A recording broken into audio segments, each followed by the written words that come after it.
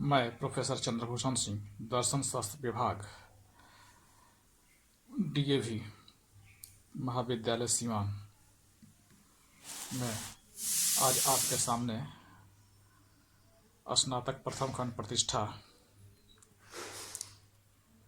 का एक टॉपिक लेकर उपस्थित हूँ, जिसका शीर्षक है रामानुज द्वारा मायावाद का खंडन। रामानुज के मायावाद के खंडन में आगे बढ़ने से पहले शंकर के दर्शन में माया की प्रकृति के बारे में जान लेना आवश्यक प्रतीत होता है, क्योंकि जब तक हम शंकर की दृष्टि में, शंकर के अनुसार माया के स्वरूप को नहीं समझेंगे, तब तक रामानुज ने उनका जो खंडन प्रस्तुत किया है हमारे दृष्टिकोण अधिक संगत नहीं होगी। माया शब्द का उपयोग उपनिषदों में मिलता है, मुख्य रूप से मांडुक्य उपनिषद में, बृहदारण्यक में, छांदोग्य में, इसके अतिरिक्त अन्य उपनिषदों में भी जत्र तत्र माया शब्द का उपयोग मिलता है। शंकराचार्य ने मांडुक उपनिषद के ऊपर लिखित मांडुक्य कारिका पुस्तक, जो कि गौड़पाद द्वारा विरचित है, उन गौड़पाद नामक विचारक द्वारा लिखा गया है, उस पर अपनी टीका प्रस्तुत की है। गौड़पाद के बारे में माना जाता है कि वे शंकराचार्य के गुरु गोविंद पाद के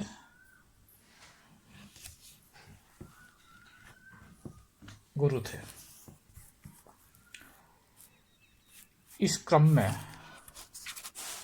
शंकराचार्य ने मांडुक्य कारिका पर अपना एक भाष्य लिखा है, जिसे मांडुक्य कारिका भाष्य कहा जाता है।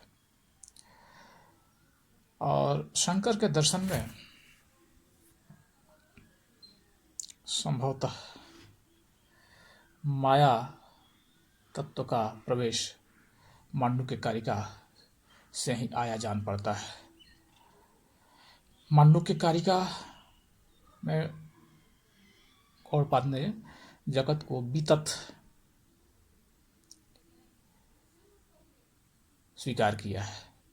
वितत एक तकनीकी शब्दावली है, जिसका अर्थ है कि स्वप्न के समान जो मिथ्या हो, यानी स्वप्न में जो चीज़ें सत्य जान पड़ती है, लेकिन जागने के पश्चात उसका तिरोभाव हो जाता है, वे गायब हो जाती है, वैसी ही स्थिति जगत की है। ब्रह्म का ज्ञान होने के पश्चात जगत स्वप्नवत मिथ्या या वितत दिखने लगता है। मांडुक्य कारिका 4 भागों में विभक्त है। पहला भाग आगम, दूसरा भाग वैतथ्य, तीसरा भाग अद्वैत और चौथा भाग अलात शांति है।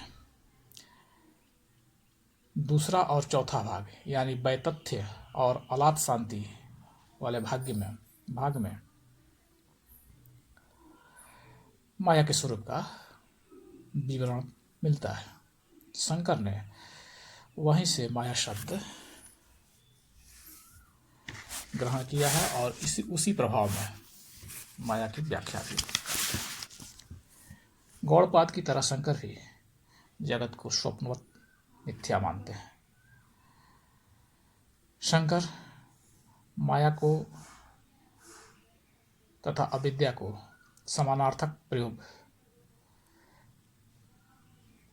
में लाते हैं, यानी शंकर के दर्शन में हम देखते हैं कि कहीं कहीं एक ही चीज की व्याख्या के लिए माया और दूसरी जगह उसी चीज की व्याख्या के लिए अविद्या का प्रयोग किया गया। शंकर तो यह भी मानते हैं कि अध्यास ही अविद्या है। अध्यास एक तकनीकी पदावली है जिसे शंकर मानते हैं स्मृति रूपः परतः दृष्टावभाषः, यानी भूतकाल में दिखी गई वस्तु, दूसरी जगहों पर दिखी गई वस्तु जो स्मरण में आती है और दूसरी वस्तु पर वह आरोपित हो जाती है, उसे ही अध्यास कहा जाता है। जैसे अगर भूतकाल में किसी ने रस्सी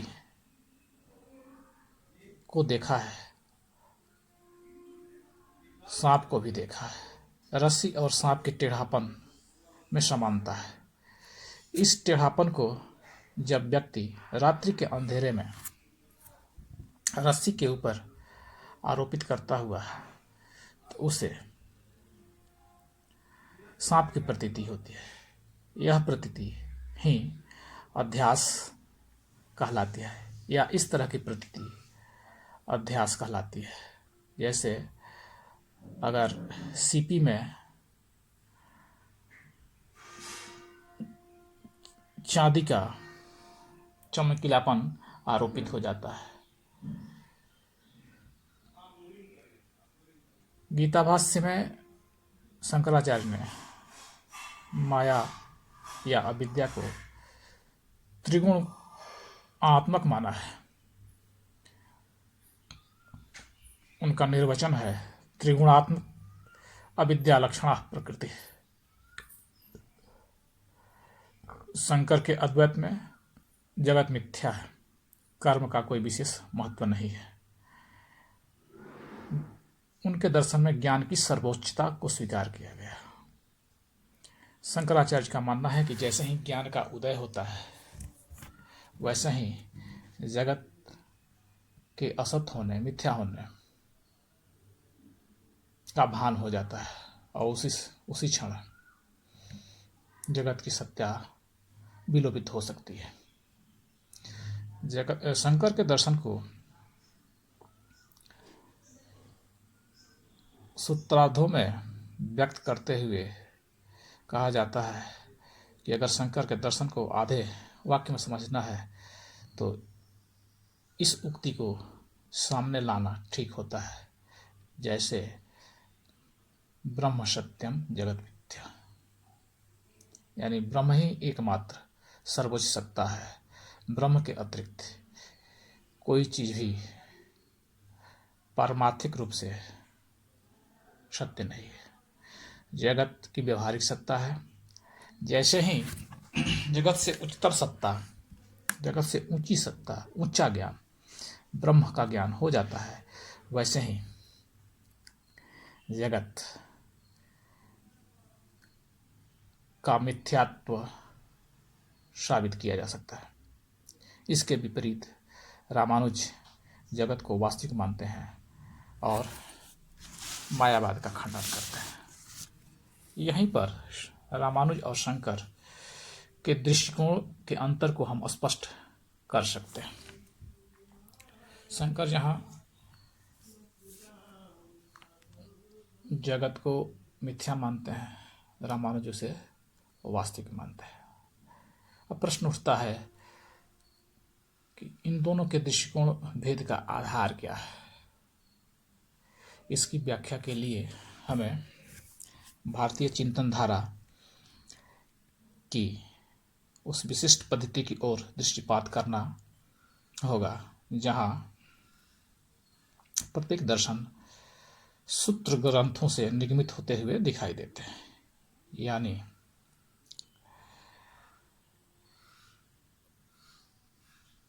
सूत्रों की व्याख्या के क्रम में विभिन्न विचारकों द्वारा भिन्न भिन्न दृष्टिकोण प्रस्तुत किए गए और इसी व्याख्या भिन्नता के चलते शंकर ने जहाँ जगत को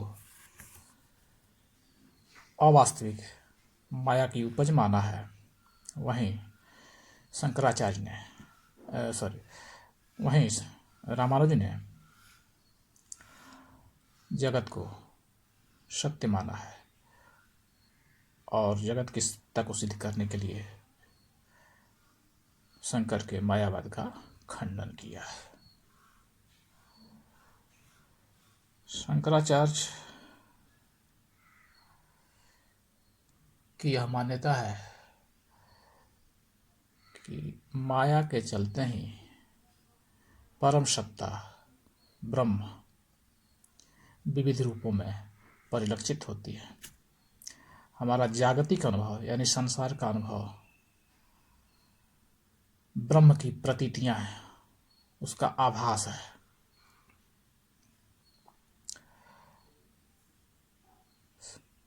रामानुज ने इसका खंडन किया है। खंडन के क्रम में रामानुज का यह तर्क है कि शंकर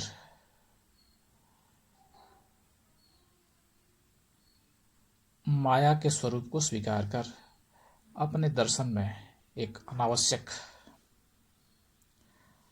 अड़चन उपस्थित कर लेते हैं। वास्तविक सत्ता अद्वैत है, लेकिन विशिष्ट रूप से अद्वैत है। शंकर की दृष्टि कोण में वह नीति द्वारा जो व्याख्यायित किया गया है उस रूप में रामानुज को वह मान्य नहीं है। रामानुज का मानना है कि निर्गुण निर्विशेष ब्रह्म के संबंध में कोई भी श्रुति वाक्य हमें वास्तविक ज्ञान नहीं दे सकता है और शंकर श्रुतियों को आधार बनाकर ही ब्रह्म की सत्ता को प्रतिष्ठित करना चाहते हैं।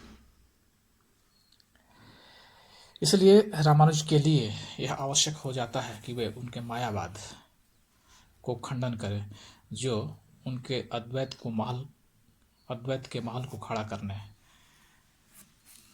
में आवश्यक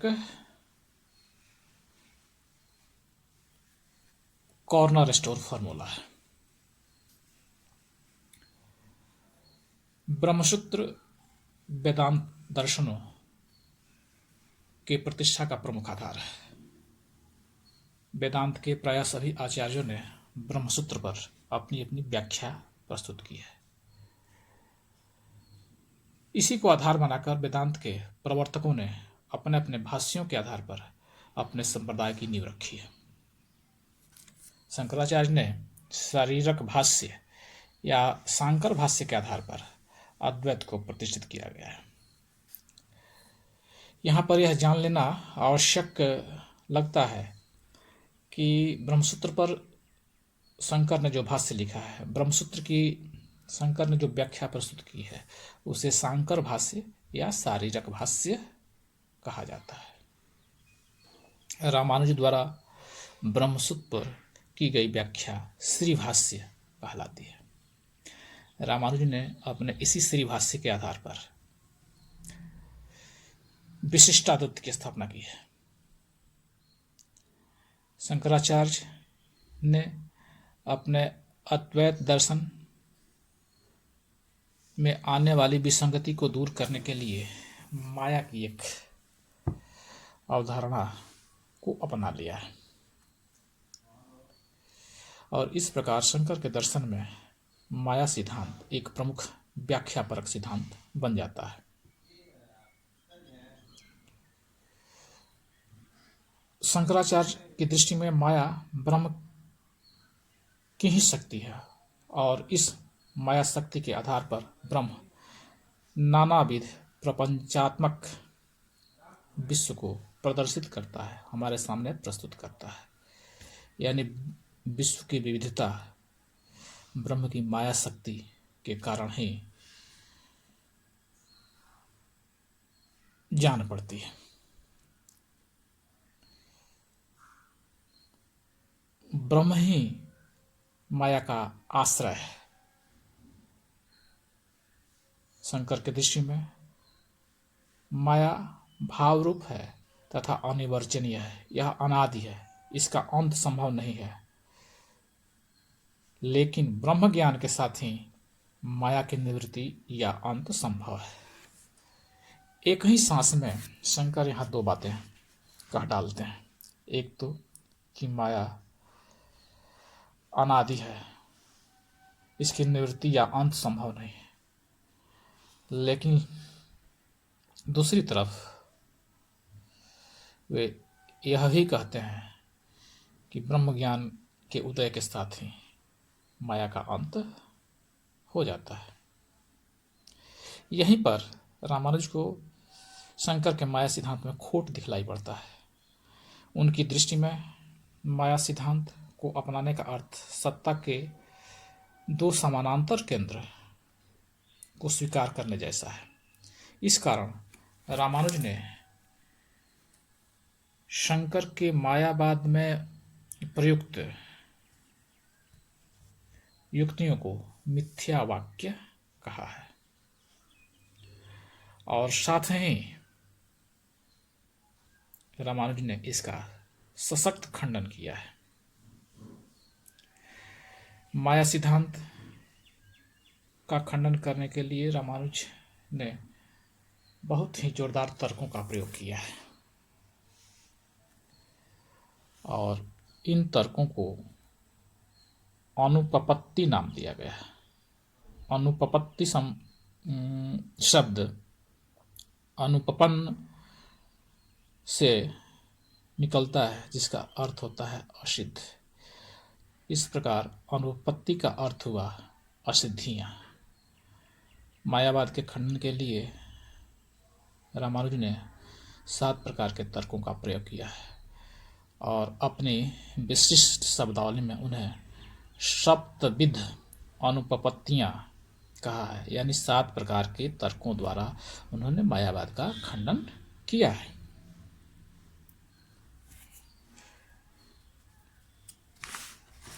सबसे पहली अनुपपत्ति को रामानुज आश्रयानुपत्ति कहते हैं। यह मायावाद के विरुद्ध रामानुज का पहला तर्क है। रामानुज प्रश्न उठाते हैं कि माया का आश्रय कहाँ है, माया रहती कहाँ है। ब्रह्म माया का आश्रय नहीं हो सकता, जैसा कि शंकर स्वीकार करते हैं, तथा माया स्वयं अपना आश्रय नहीं हो सकती, क्योंकि ब्रह्म के अतिरिक्त शंकर को कोई दूसरी सत्ता स्वीकार नहीं है। साथ ही शंकर की दृष्टि में ब्रह्म एक पूर्ण सत्ता है, स्वयं प्रकाश है। इस प्रकार माया की सत्ता ब्रह्म की विरोधी सत्ता बन जाती है, जो ब्रह्म के स्वरूप को ढक लेती है। लेकिन ब्रह्म तो अविनाशी है, माया के द्वारा उसका नाश संभव नहीं है। माया ब्रह्म की सत्ता को बाधित भी नहीं कर सकती है, एक क्षण के लिए भी नहीं। अतः ब्रह्म माया का आश्रय नहीं हो सकता है, जैसा शंकर स्वीकार करते हैं। जीव भी माया का आश्रय नहीं हो सकता, क्योंकि ऐसा मानने से अन्योन्याश्रय दोष उत्पन्न होगा। जीव तो स्वयं माया द्वारा उत्पन्न होता है। जीव की सत्ता माया की सत्ता से पहले नहीं होती। इस प्रकार रामानुज यह प्रमाणित करते हैं कि माया का कोई आश्रय या निवास स्थान नहीं है। माया के विरुद्ध रामानुज का दूसरा तर्क तिरोधानानुपत्ति कहलाता है। तिरोधान का अर्थ है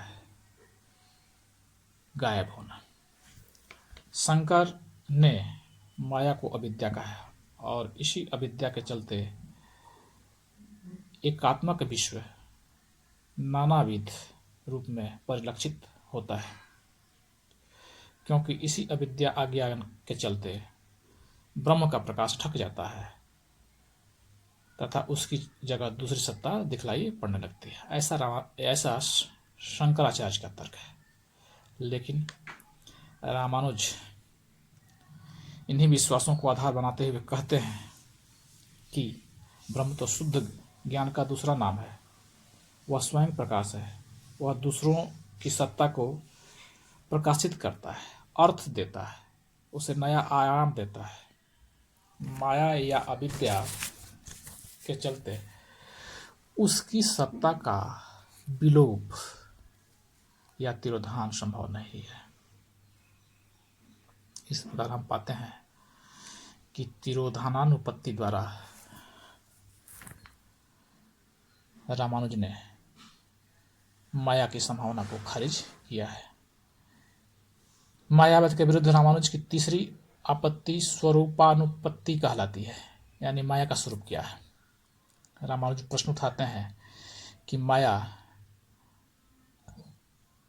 को भावात्मक समझा जाए या अभावात्मक, माया भाव रूप है या अभाव रूप। अगर यह भाव रूप है तो इसे अविद्या नहीं कहा जा सकता, अगर यह अभाव रूप है तो इसे माया नहीं कहा जा सकता। शंकर के दर्शन में माया का स्वरूप अनिर्णित रह जाता है। अविद्या या माया को सत्य भी नहीं कहा जा सकता है, क्योंकि अद्वैत में ब्रह्म की सत्ता के अतिरिक्त कोई दूसरी सत्ता मान्य नहीं है। साथ ही असत्य भी नहीं कहा जा सकता है, क्योंकि यह जगत का कारण है। इसी दुविधा को ध्यान में रखते हुए शंकराचार्य ने इसे अनिर्वचनीय माना था। अनिर्वचनीय की कोटि रामानुज को स्वीकार्य नहीं है। मायावाद के विरुद्ध रामानुज की चौथी आपत्ति अनिर्वचनीयानुपत्ति कहलाती है, जिसका अभी अभी हमने जिक्र किया है। शंकर की दृष्टि में माया की कोई परिभाषा नहीं कर सकता है। यह न तो सत्य है न असत्य है, बल्कि दोनों से भिन्न, यह सत्ता की एक तीसरी कोटि के अंतर्गत आती है, जिसे अनिर्वचनीय कहा जाता है। रामानुज यहाँ पर व्यवहारिक प्रश्न उठाते हैं कि किसी भी सत्ता को सत्य या असत्य दो ही कोटियों में रखा जा सकता है। सत्य और असत्य कोटियों से परे तीसरी कोटि में कैसे माया को शंकर ने रखा है। शंकर ने अपने लिए अनिर्वचनीय के रूप में एक शब्दजाल बुना है। इस तरह की कोटि का या इस कोटि के अंतर्गत आने वाली सत्ता का हमें कोई अनुभव नहीं होता, इसलिए माया को अनिर्वचनीय कहना भ्रामक है। पांचवी आपत्ति प्रमाणानुपपत्ति कहलाता है, यानी माया का प्रमाण क्या है, माया की सत्ता को हम कैसे स्वीकारते, किस प्रमाण से हम जानते हैं। अगर हम माया की सत्ता को स्वीकार कर भी लें तो हमारे सामने यह प्रश्न उठता है कि हमें इसका ज्ञान कैसे होता है, किस प्रमाण द्वारा इसका हमें ज्ञान होता है। चूंकि माया को शंकर सत्य और असत्य से विलक्षण अनिर्वचनीय मानते हैं, इसलिए इस तरह की सत्ता का ज्ञान न तो प्रत्यक्ष न अनुमान से संभव है। शब्द प्रमाण के द्वारा भी इसका ज्ञान संभव नहीं है, क्योंकि श्रुतियां माया को ब्रह्म की शक्ति मानती हैं, किसी अनिर्वचनीय ज्ञान के रूप में नहीं। इसलिए रामानुज यह मानते हैं कि अनिर्वचनीय माया की सिद्धि प्रत्यक्ष अनुमान या शब्द किसी भी प्रमाण से संभव नहीं है। छठी आपत्ति निवर्तकानुपत्ति कहलाती है। निवर्तक का अर्थ है नाश करना, यानी ब्रह्म का बाध करने वाला, माया का बाध करने वाला, माया का नाश करने वाला कारण क्या है, माया का निवर्तक कारण क्या है, अर्थात इसका नाश कैसे होता है। जब माया अनादि है तो इसका अंत संभव नहीं है। अद्वैत के समर्थकों ने इसका उत्तर इस रूप में दिया है कि जैसे सांप और रस्सी के भ्रम में रस्सी का ज्ञान होते ही सांप विलुप्त हो जाता है, ठीक वैसे ही यथार्थ की सत्ता, वास्तविक सत्ता का ज्ञान होते ही माया की सत्ता का बाध हो जाता है, उसका नाश हो जाता है। साथ ही अद्वैत परंपरा के विचारक यह भी तर्क आगे बढ़ाते हैं कि अविद्या की निवृत्ति के लिए निर्गुण निर्विशेष ज्ञान की आवश्यकता होती है, लेकिन रामानुजाचार्य की दृष्टि में निर्विशेष का तो ज्ञान ही नहीं संभव है। सभी प्रकार के ज्ञान में कोई न कोई विशेषता जुड़ी होती है, इसलिए अविद्या का कोई निवर्तक कारण नहीं है। फलतः अविद्या का कभी नाश नहीं हो सकता। मायावाद के विरुद्ध सातवीं एवं अंतिम आपत्ति छठी आपत्ति से मिलती है। थोड़ा सा तकनीकी या मात्रात्मक भेद अथवा यूं कहे कि गुणात्मक भेद इस तर्क में है।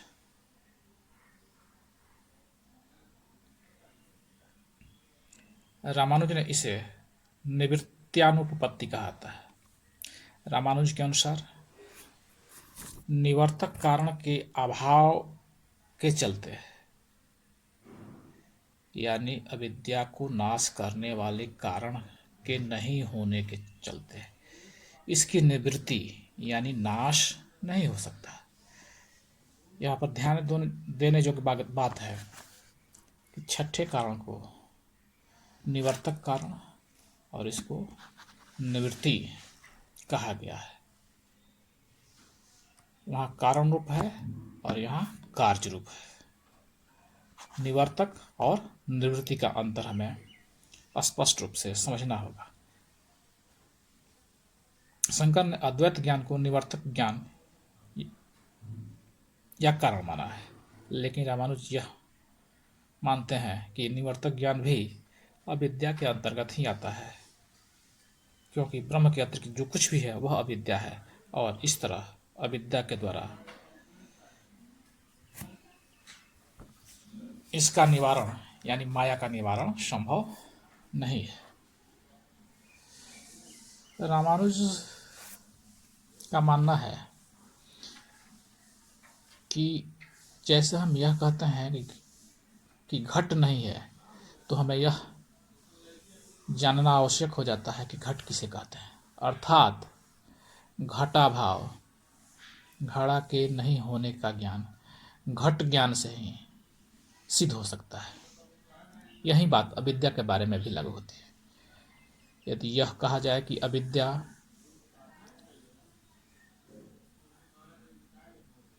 विशेष ज्ञान का अभाव नहीं बल्कि परम तत्व की अनुभूति का अभाव है, तो यह मानना होगा कि ब्रह्म और अविद्या परस्पर विरोधी हैं, और इस तरह शंकर की सर्वोच्च सत्ता को उनके ही अपने एक अवधारणा द्वारा चुनौती मिलती दिख पड़ती है। ब्रह्म और अविद्या का परस्पर विरोध अद्वैत से सिद्ध नहीं होता। अविद्या ब्रह्म के स्वरूप को ढक नहीं सकती, उसका तिरोधान नहीं कर सकती, क्योंकि ब्रह्म की सत्ता नित्य है। ब्रह्म का आंशिक आच्छादन भी नहीं कर सकती, क्योंकि ब्रह्म अविभाज्य है। उसकी सत्ता पूर्ण इकाई सत्ता है, जिसमें स्वगत भेद की संभावना को भी शंकर नकारते हैं। इसलिए किसी भी तार्किक दृष्टिकोण से माया का अस्तित्व भ्रामक और असिद्ध होता है। धन्यवाद।